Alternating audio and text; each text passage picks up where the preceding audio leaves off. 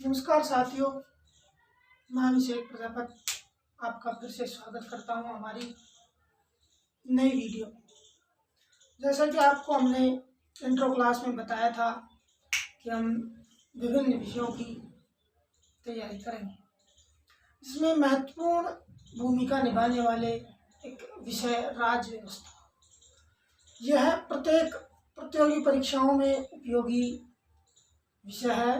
इससे प्रत्येक परीक्षा में कम से कम 2 या 3 से प्रश्न पूछे ही जाते हैं। इसी के साथ साथ यह एक ऐसा विषय है जो हमें सामान्य जीवन में जानना बहुत जरूरी है। यह इस प्रकार का विषय है जिसकी सामान्य जानकारी हमें होनी ही चाहिए। यह हमारे जीवन में महत्वपूर्ण उपयोगी है। हमारी सरकार किस प्रकार कार्य करती है, सरकार क्या व्यवस्था है, कैसे क्या क्या हमारे अधिकार हैं, क्या हमको करना चाहिए, इन प्रकार की सभी जानकारियाँ जानकर एक अच्छा शासन स्थापित होने के लिए हमें आवश्यक है कि हम इस विषय को पढ़ें। इसकी शुरुआत करते हैं हम आज के इस नए चैप्टर से, जिसमें हम बताएंगे आपको संविधान के बारे में। उससे पहले संविधान के बारे में जाने उससे पहले हम कुछ महत्वपूर्ण तथ्य जैसे कि राज्य क्या है, देश क्या है, राष्ट्र क्या है, जैसे कई छोटे मोटे विषयों पर, छोटे बिंदुओं पर चर्चा करते हैं। उससे पहले तो पहले देखते हैं राज्य क्या है। देखते हैं राज्य, देश और राष्ट्र, ये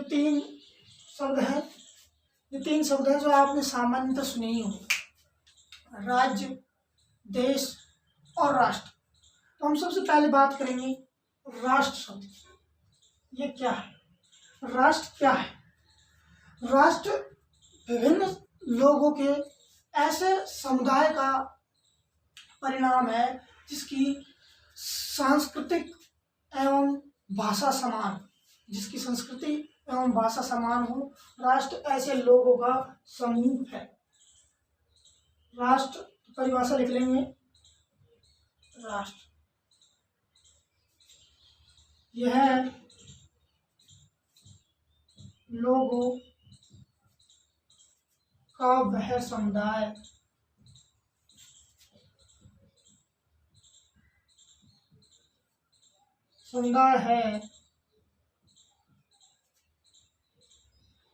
जिसकी संस्कृति एवं भाषा समान हो। तो हमने देखा कि राष्ट्र वह है, यह लोगों का वह समुदाय है जिसकी संस्कृति एवं भाषा समान हो।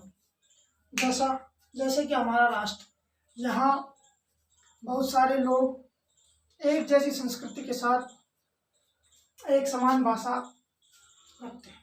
इसके बाद में दूसरा शब्द देखते हैं देश। साथियों, देश क्या है? देश राष्ट्र से बड़ी अवधारणा है, जिसमें राष्ट्र में लोगों का समुदाय और संस्कृति है। उसी के साथ देश एक भौगोलिक सीमा को भी अंकित करता है, अर्थात कि देश वह है जो एक निश्चित जनसंख्या के साथ एक निश्चित भौगोलिक क्षेत्र में रहते हैं। जैसे भारत देश की सीमा, भारत देश का एक निश्चित भूखंड, ये हमारा देश है जिसमें एक लगभग 130 करोड़ की जनसंख्या के साथ लोग निवास करते हैं। तो एक देश है। इसी प्रकार आगे तो लिख लेते हैं देश निश्चित भौगोलिक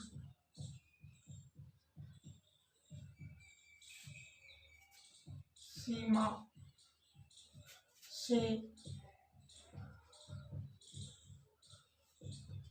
परिबद्ध वह क्षेत्र है जहाँ निश्चित जनसंख्या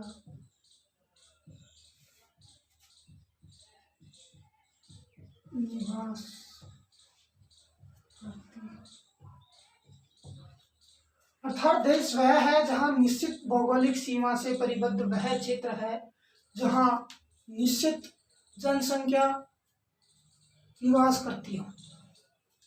आगे देश के बारे में देखते हैं। राज्य। साथियों, वैसे अपन राज्य शब्द का प्रयोग अपने छोटे छोटे देश के छोटे छोटे भागों के रूप में, जैसे हमारे देश में 28 राज्य, वैसे हम सामान्यतः इसका प्रयोग ऐसे करते हैं कि हमारे पास 28 राज्य हैं। परंतु वास्तव में क्या राज्य शब्द का यही अर्थ है? जी नहीं।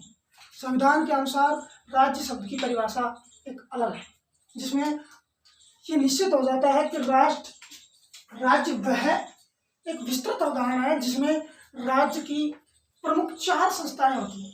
राज्य में प्रमुख राज्य जिसे कहेंगे जो प्रमुख 4 शर्तों को पूरा करता हो, जिनमें से आप देखिए पहली शर्त है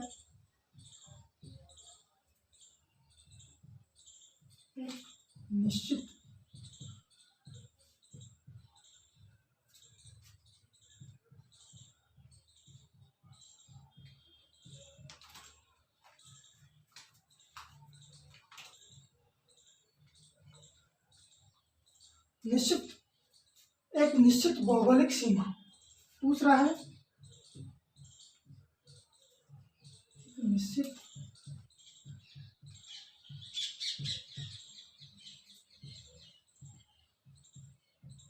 जनसंख्या। तीसरा है सरकार। चौथी शर्त है संप्रभुता। तो साथियों, राज्य की अवधारणा में ये 4 महत्वपूर्ण कारक हैं। एक है सरकार, एक भौगोलिक क्षेत्र, एक संप्रभुता और साथ ही साथ एक निश्चित जनसंख्या। अर्थात एक निश्चित जनसंख्या और भौगोलिक सीमा के केवल मात्र कोई देश, केवल एक देश ही हो सकता है, राज्य नहीं। एक राज्य की 4 महत्वपूर्ण शर्तें हैं, जिसमें एक निश्चित भौगोलिक सीमा होनी चाहिए, एक निश्चित जनसंख्या होनी चाहिए, साथ ही साथ उसकी एक सरकार होनी चाहिए और उसी के साथ साथ वह सरकार संप्रभु सरकार होनी चाहिए। तो आपको मैं सोच पा रहा हूँ कि आपको ये कॉन्सेप्ट क्लियर हो पाया होगा, जिसमें हम आपको बता रहे हैं कि संप्रभुता क्या है। आगे देखते हैं। आपको जैसे देखते हैं, आपने सरकार सामने तो देखी होगी, आप जनसंख्या को भी समझ पा रहे हैं, भौगोलिक सीमा को भी समझ पा रहे हैं। तो अब देखते हैं संप्रभुता। संप्रभुता क्या है?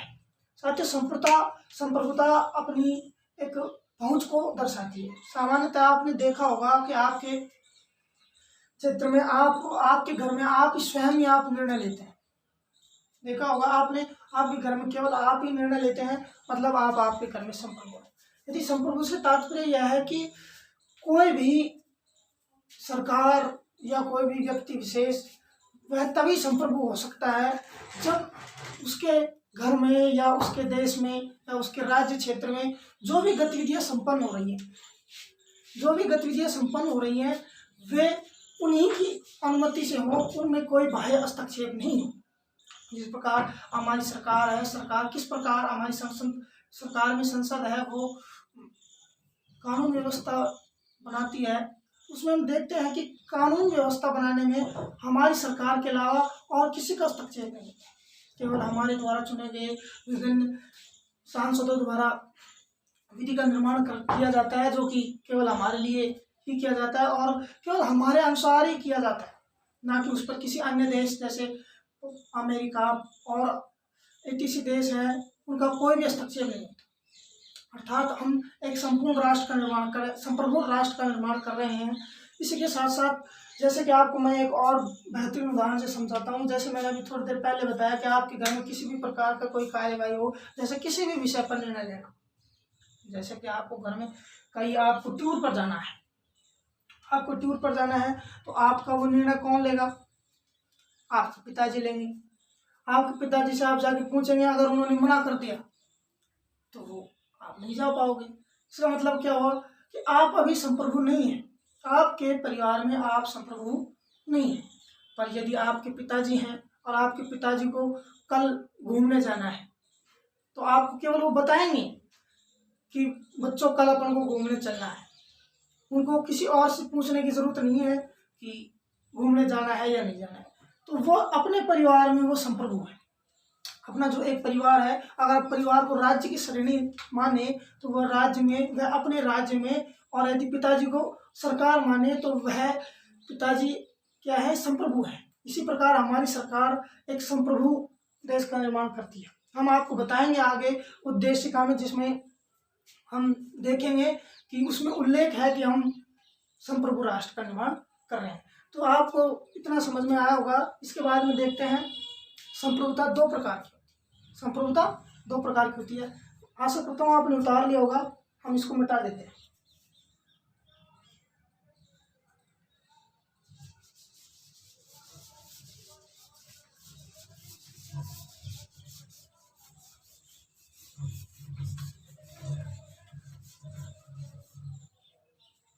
आगे देखते हैं संप्रभुता।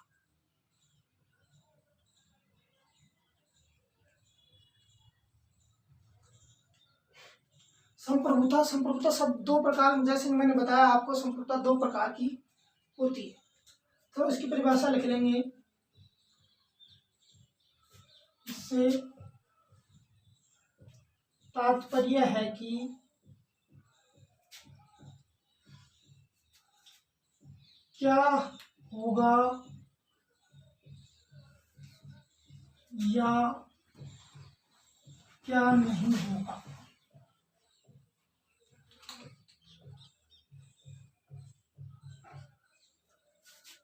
यदि यह कोई स्वयं तय करे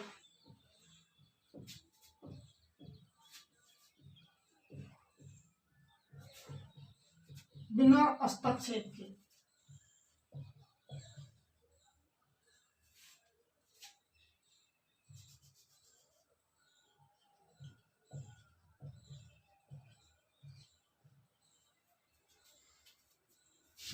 तो वह संप्रभु होगा। यह दो प्रकार की होती है,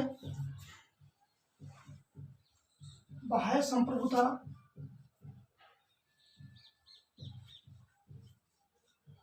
व आंतरिक संप्रभुता। संप्रभुता के दो प्रकार होते हैं, जिनमें से एक है आंतरिक संप्रभुता और एक है बाह्य संप्रभुता। तो साथियों, बाह्य संप्रभुता और आंतरिक संप्रभुता केवल मात्र इतना ही अंतर है कि जैसे कोई बाहरी निर्णय लेना हो तो उस संबंध में यदि हम बाहरी निर्णय अपन स्वयं ले पा रहे हैं तो उसमें अपन संप्रभु हैं। जिस प्रकार भारत देश किसी भी बाहरी देश से संधि समझौता करने में, किसी भी संगठन में जुड़ने या संगठन के साथ रहने या संगठन में से हटने के लिए किसी भी अन्य देश के ऊपर निर्भर नहीं है, किसी देश का दबाव महसूस नहीं करता है। वह सभी कार्य अपने अनुसार करता है। यदि उसे किसी भी देश में जुड़ना है, किसी भी संस्थान में जुड़ना है, किसी से भी समूह से निकलना है, किसी देश से संधि करनी है, किस देश से संधि नहीं करनी है, किस देश से क्या करना है, इस सब का निर्णय अगर हम कर रहे हैं तो हम संप्रभु हैं। अब बिल्कुल हम ऐसा ही करते हैं तो हम एक संप्रभु राष्ट्र का निर्माण करते हैं। भारत एक संप्रभु देश है जिसकी बाह्य संप्रभुता, जो बाह्य भी संप्रभु है और आंतरिक संप्रभुता भी है। इसमें आपको मैंने आंतरिक संप्रभुता बताया है कि यदि कोई भी चीज, राष्ट्र या देश या सरकार या कोई भी व्यक्ति यदि अपने आंतरिक मामलों में या आंतरिक मामलों में बिना हस्तक्षेप के अपना कार्य करते हैं, बिना किसी कोई भी निर्णय अपने अनुसार लेते हैं, बिना किसी की अनुमति चाहे बिना बगैर, तो वह संप्रभु है। तो साथियों, ये वही कुछ नॉर्मल बातें। अब शुरू करते हैं संविधान। संविधान में देखते हैं, आपको एक पता होगा, आपने संविधान देखा है, आपने सुना भी होगा कि हमारे यहाँ संविधान का शासन है। किसका शासन है? विधि का शासन है। और विधि कहाँ है? संविधान। तो साथियों, किसी भी कार्य को संचालित करने से पूर्व हम उसमें कुछ नियमावली और कुछ नियम बनाते हैं। तो किसी भी कार्य को संचालित करने, अर्थात हमारा एक राज्य, हम सभी लोग मिलकर, हमारी सरकार मिलकर, हम एक निश्चित क्षेत्र में रहकर एक राज्य का निर्माण कर रहे हैं। साथियों, इस राज्य का एक संचालन करना है। हम इस राज्य का संचालन किस प्रकार करेंगे, कैसे करेंगे, कैसे इस इतने बड़े जनसंख्या 130 करोड़ लोगों के को एक साथ लेकर कैसे चलेंगे। इसके लिए आवश्यक है कि हम एक नियमावली तैयार करें, एक नियम हो जिसमें कुछ नियम हो, कुछ विधियां हों जिनके अनुसार अपन कार्य करें। उसमें देखते हैं तो हमने एक संविधान बनाया, एक नियमों का समूह बनाया। अर्थात हम इसकी परिभाषा में लिख सकते हैं कि मैं बोल रहा हूँ, आप लिखिएगा। जैसे कि संविधान वह है जिसमें किसी भी देश की जगह शायद राज्य लिख लीजिए, राज्य की समस्त गतिविधियों को संचालित करने वाली विधियों का समुच्चय है। संविधान वह है जिसमें किसी राज्य की समस्त गतिविधियों को संचालित करने वाली विधियों का समुच्चय है, या नियमों का समुच्चय है। मैं आशा करता हूँ आपने लिख लिया होगा। इसके बाद में आप संविधान के विभिन्न प्रकारों के बारे में देखेंगे। संविधान के विभिन्न प्रकारों के बारे में देखने से पहले अपन देखते हैं उसके कितने प्रकार होते हैं। इसमें अपन देखते हैं लिखित एवं अलिखित। लिखे होने के आधार पर संविधान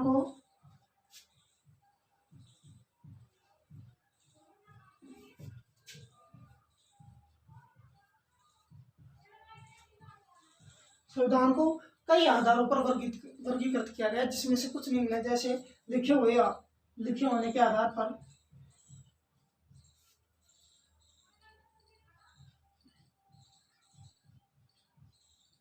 निर्माण के आधार पर,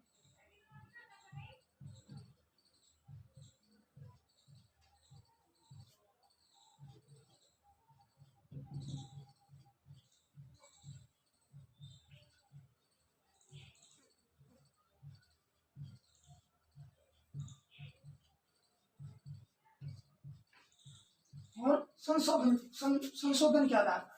संविधान को लिखे होने के आधार पर, निर्माण के आधार पर, संशोधन के आधार पर, इन तीन आधारों पर वर्गीकृत किया गया है। सामान्यतः इन तीनों आधार पर वर्गीकृत किया गया है, जिसमें से लिखे हुए होने के आधार पर दो वर्गों में, इसको फिर दो वर्गों में विभाजित किया गया है, लिखित और अलिखित।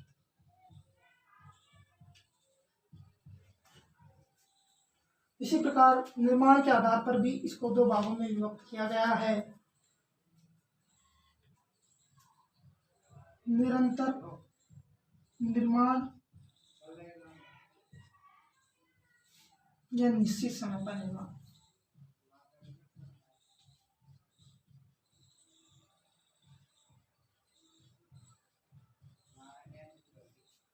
और संशोधन के आधार पर भी इसे दो भागों में बांटा गया है,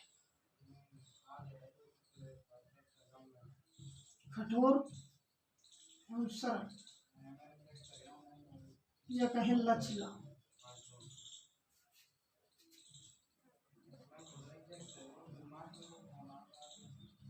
साथियों, लिखे हुए होने के आधार पर इसे दो भागों में विभक्त किया गया है, लिखित और अलिखित।